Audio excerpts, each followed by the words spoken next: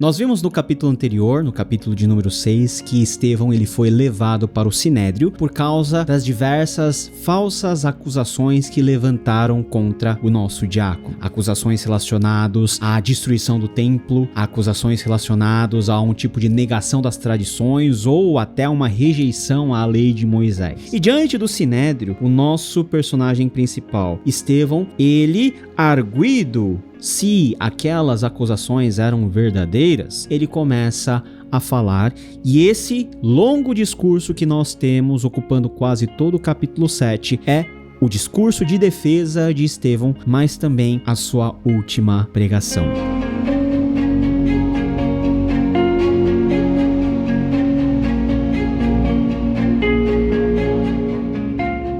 E ele chama a atenção de todos que estavam lá, dizendo o seguinte: irmãos e pais, ouçam-me. Ele se dirige a todos os principais líderes da sua nação, líderes religiosos, líderes também políticos, e faz a sua defesa e conta a história dos patriarcas desde o começo. Ele fala do chamado de Abraão, de como Deus o mandou sair da sua terra em direção à terra que ele mostraria. Ao falar dos patriarcas, o que Estevão ele pontua em primeiro lugar é a importância da terra dentro da aliança que fora feita pelos patriarcas. Eles receberam a promessa, mas em vida, nem Abraão, nem Isaac e nem Jacó tiveram o cumprimento da posse efetiva de Canaã, que aconteceu somente com os seus filhos na época da reconquista.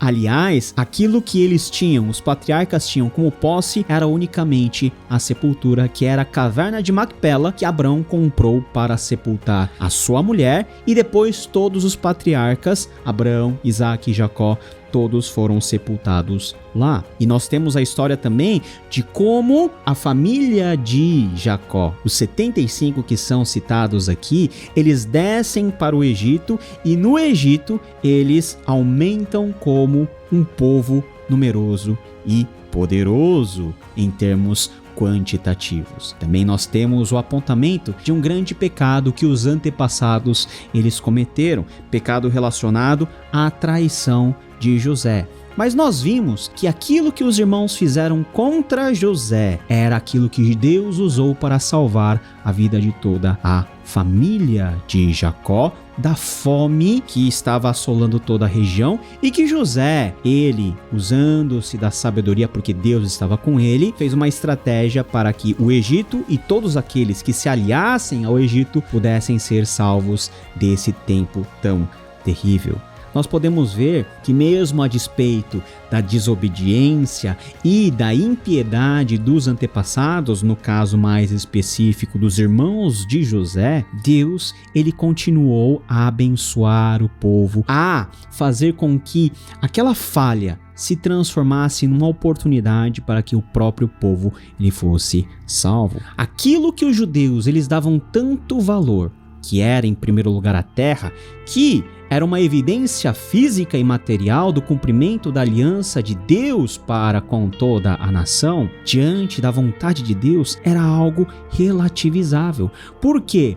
Porque os patriarcas eles não tinham terra. Foi no Egito, fora dos domínios de Canaã, que eles se transformaram em uma nação numerosa, e a própria terra, todo o processo de ocupação da terra gerou muito mais motivos para o povo pecar do que para o povo adorar a Deus. Em outras palavras, a terra não era um conceito absoluto e a terra não poderia ser algo alçado a um patamar maior do que o próprio Deus da promessa. A impiedade dos antepassados foi considerar a terra ainda mais importante do que a própria promessa de Deus. Então, Estevão, ele organiza a ideia e a teologia da terra, já cutucando um pouquinho nos religiosos e em toda a liderança. O segundo ponto que Estevão ele aborda, e ele aborda isso a partir do versículo 20 até o versículo de número 43, é um longo discurso e uma longa narrativa com relação a Moisés. Essa era uma das falsas acusações que haviam levantado contra Estevão, que Estevão estava estava falando contra Moisés. E Estevão começa a falar sobre a vida de Moisés, que ele era um homem extraordinário, ele foi alguém que foi pela provisão de Deus protegido da destruição, de ser morto, e ele, como o príncipe do Egito, como alguém versado em todas as ciências do Egito, ele tentou a primeira vez assumir uma posição de liderança em relação aos seus patrícios, aos seus compatriotas, mas eles não tiveram a sensibilidade de reconhecer em Moisés o líder deles. Moisés foi pela primeira vez rejeitado como líder, e isso nós podemos ver no versículo 25. Eles pensavam que seus irmãos compreenderiam que Deus o estava usando para salvá-los, mas eles não compreenderam. Olha só, toda a denúncia que o Estevão vai fazer é que os seus antepassados de alguma maneira resistiram ao Espírito Santo. Moisés,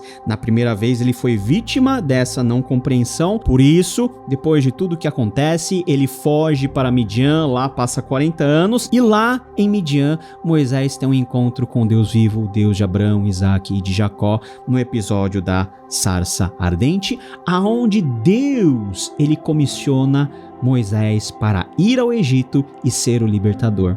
Olha só, da primeira vez Moisés queria assumir um papel de liderança, mas ele não foi compreendido pelas pessoas. Ele foi rejeitado. Mas agora, pela segunda vez, era Deus mesmo que estava mandando de volta para o Egito este Moisés. Versículo 35. Este é o mesmo Moisés que tinham rejeitado com essas palavras, quem nomeou líder e juiz, e foi enviado pelo próprio Deus para ser líder e libertador deles por meio do anjo que lhe tinha aparecido na sarça. Deus envia Moisés, mas o povo recebe Moisés com a mesma incredulidade. Moisés, ele tem todo o processo de libertar o povo, de inserir o povo dentro da aliança. 40 anos de sofrimento, 40 anos de uma carga pesada. E Moisés diz ao seu povo: Deus levantará dentre seus irmãos um profeta como eu. Mas como o povo se comportou, nossos antepassados se recusaram a obedecer-lhe, ao contrário,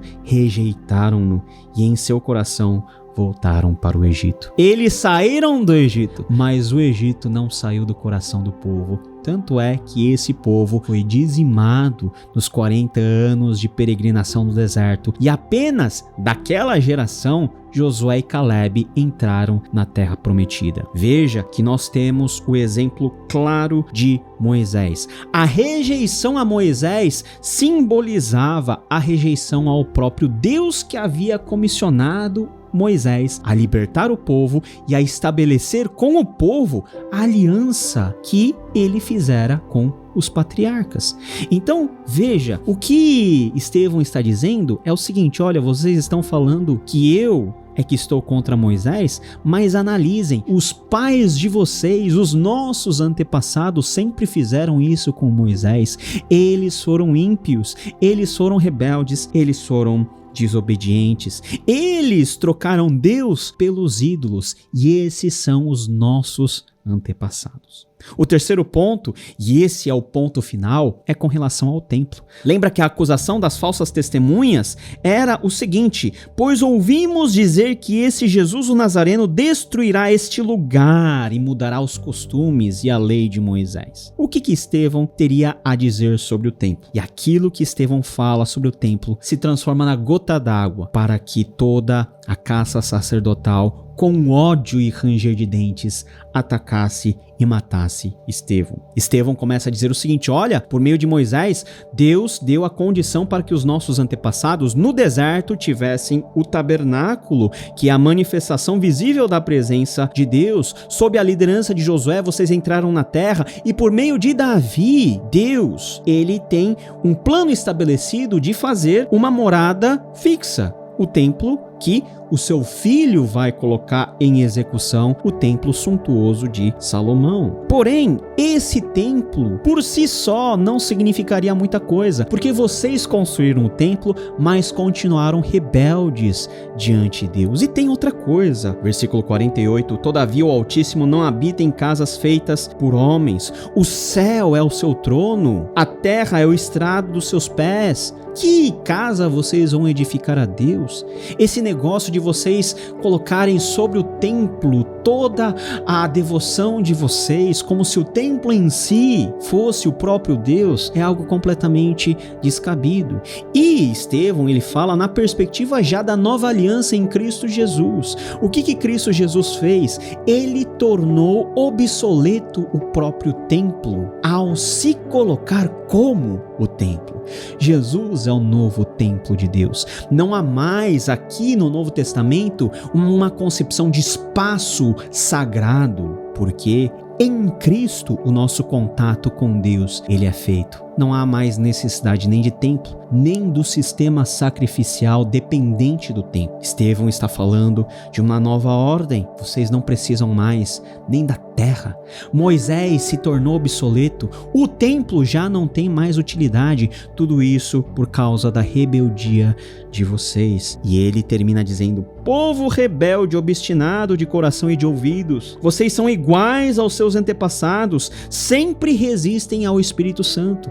Então todos os pecados e toda a impiedade cometidos pelos antepassados são resumidos em uma só frase por Estevão: vocês resistiram ao Espírito Santo. Vocês mataram a quem os próprios profetas predisseram que viria, o justo, o Cristo, a quem Estevão era uma testemunha fiel, de quem Estevão era um mordomo aplicado. Diante dessa defesa enfática de Estevão e diante dessa declaração que coloca nos eixos aquilo que é o entendimento sobre a terra, aquilo que é o entendimento sobre Moisés e aquilo que é a nova compreensão sobre o templo, a casta religiosa ficou absolutamente fora de si, porque era uma denúncia direta contra todos eles. Estevão estava apontando o dedo e falando que eles eram os culpados, eles eram os assassinos, eles eram os traidores e eles eram aqueles que estavam em oposição, resistentes à ação do Espírito Santo. Não deu outra. Toda a liderança que estava lá, toda a liderança do Sinédrio, espumando de ódio, a Bíblia diz, rangendo os dentes contra ele, tiraram Estevão à força para matá-lo. Mas o texto também diz que Estevão, cheio do Espírito Santo, em contraposição a todos aqueles que estavam em oposição ao Espírito, ele olha para o céu e contempla a glória de Deus. Ele contempla Jesus ao lado de Deus, em pé, em pé. E ele diz: vejo os céus abertos e o Filho do Homem em pé à direita de Deus.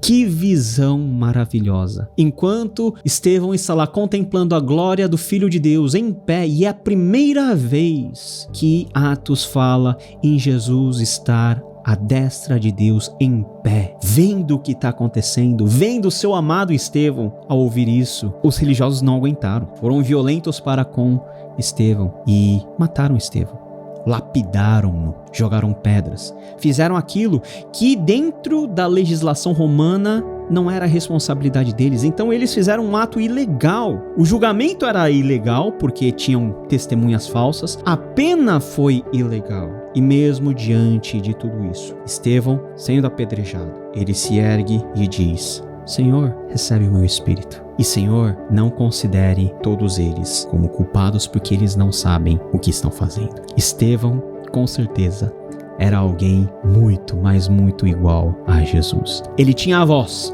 ele sabia no que ele cria, ele era um homem cheio do Espírito Santo, cheio de fé e cheio de sabedoria, e ele deu testemunho de Cristo como o alicerce final de todas as coisas. A esperança de todos eles não deveria estar nem na terra da promessa, nem em Moisés, o seu legislador, nem no templo. O último, o único que mereceria toda a reverência era o próprio Senhor Jesus Cristo.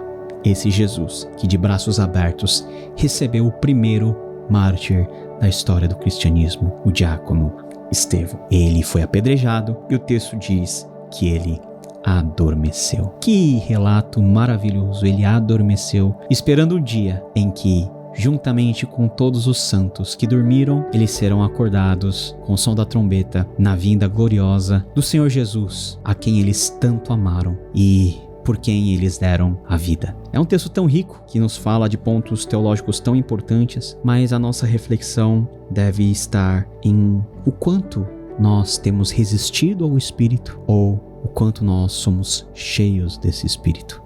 Porque ao resistirmos o Espírito, nós nos igualamos a todos os antepassados ímpios da história.